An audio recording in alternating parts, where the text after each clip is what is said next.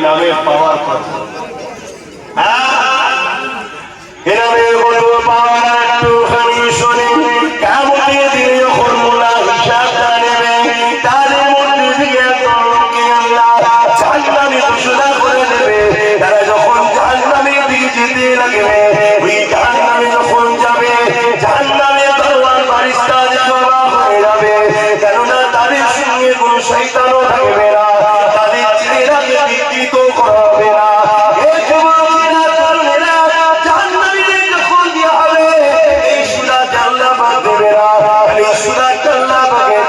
পছন্দ এই সুরাটাই আল্লাহ চেঞ্জ করে দেবে এই শরীরের চামড়া গুলো